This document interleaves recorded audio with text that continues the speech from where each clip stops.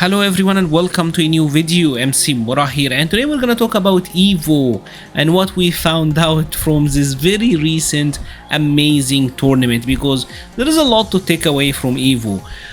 First, I want just to say special thanks to the FGC Blaze, as this is the footage you're seeing in the background.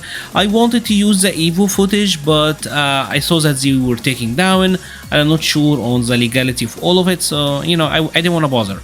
Anyways, remember a couple of weeks ago, there is this one man, MC Mura, that made a video called Japan is making modern look broken, and I was specifically talking about Haitani and his Chun-Li. I know that later on Anime Illuminati Juna did some sort of a similar video displaying like modern Chun-Li and how good Haitani is doing with her, so it was all really exciting, right?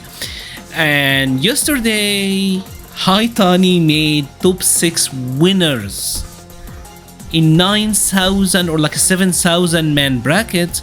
Haitani was able to make it all the way to top 6 winners, right? And he have a good chance of maybe taking it, although I do suspect that Angry Bird will actually take it. If I had to guess, I think Angry Bird is the most likely to win, but we'll see. It should be a very exciting tournament.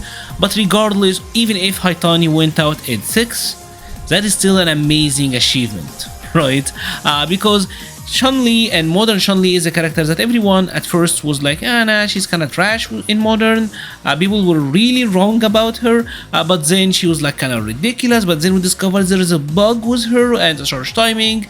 And although Haitani is like one of the best players ever, for some reason I do feel like he was under the radar and people were not really paying enough attention to him. I think there are very few people who talked about how good he was and how much he was doing with modern Chun-Li, and I'm glad that we're getting to see it. From the video, I've noticed that a lot of the results are mixed. Like, a lot of people don't like modern controls.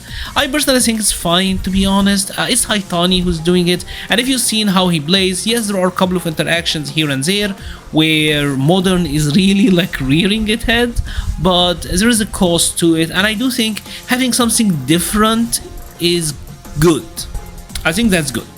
So what other takeaways did we take from this EVO? And the first one for me, aside from Haitani and his ridiculous Chun-Li, is that Japan is ridiculous. It's 3-6.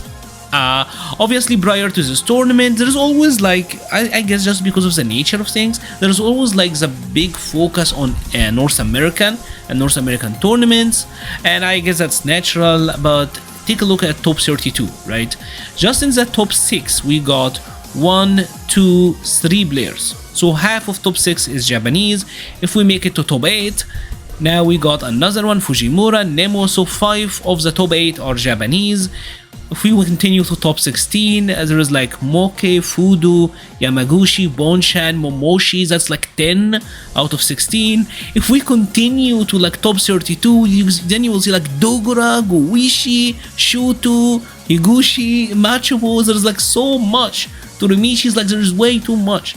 It's like the upper end of the tournament was very stacked with Japanese players, right?